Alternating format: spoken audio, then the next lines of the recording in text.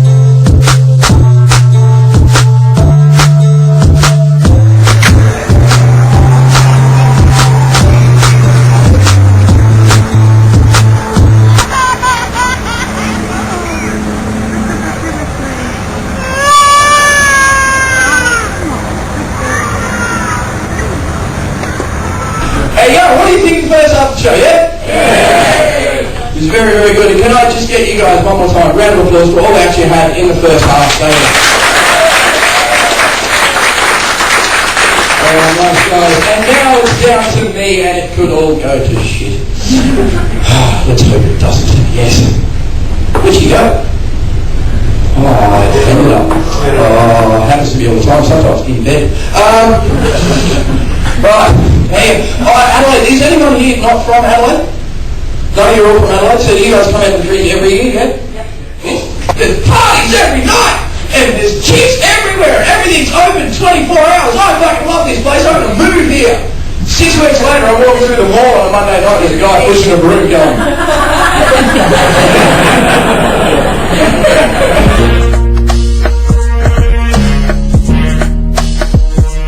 What you're seeing right now is me at home. It's a little bit different to what I do for a job because quite often I'm not really me. I like to invent new characters and new people and personas that have a bit of fun to entertain people. This season in 2008 I started an old project that I hadn't done for 3 or 4 years, Footyhead. I'd always performed him live. Now with the digital medium of the internet, I put him on YouTube. After the end of the season had come up, by the time the grand final had come round, I'd created a cult character. Good old Collingwood forever, you know how to lose a game. Side by side you fall together and make the walk of shame. Hear the barrackers are shouting, as all barrackers should. Good old Collingwood are a cake walk for the mighty Carlton Blues. Go you Blues! 2-0 in 2008 against the mighty, mighty Pies. It could only happen to Collingwood. Under the shade of that old MCG. Humble pie time for Footyhead. Good morning all. Well, the footy season 2008's over and done with, and Hawthorn did the job on Geelong, and Footyhead has to eat humble pie. Yes, it's been proven that I was totally wrong about Hawthorn all the way through the season, and now I have to cop it right on the chin, and that's the only fair way to do it when it comes to football. Humble pie eating time for Footyhead. The problem with playing football is that sometimes you're wrong. The other great thing about my job is I can get to record everything that I do. I really miss some of the things I did in the early days because I would love to be able to reflect back and have a look at how I performed and how I looked and what the devil was I doing that for.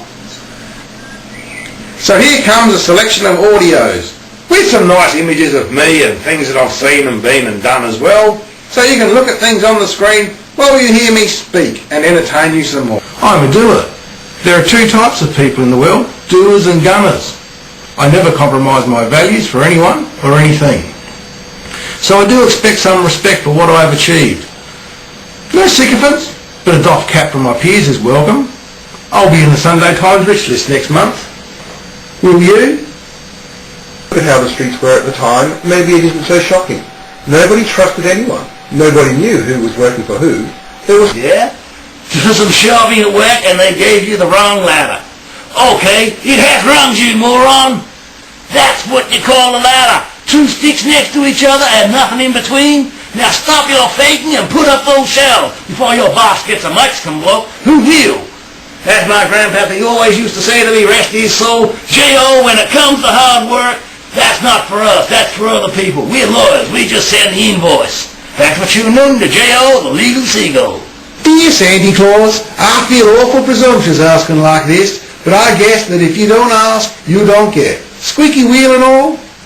What I really want this year is for some better health for Pa. Maybe if you could get him stop drinking the mess. And maybe if Ma could be a little kinder to folks. I don't want her to change nothing. I just want to see her happy more. If you could help Zed leave that darn donkey alone, I reckon that would help. Well, the good Lord saw fit to bless you with some sweet and fine nourishment on this yet another blessed day. Amen.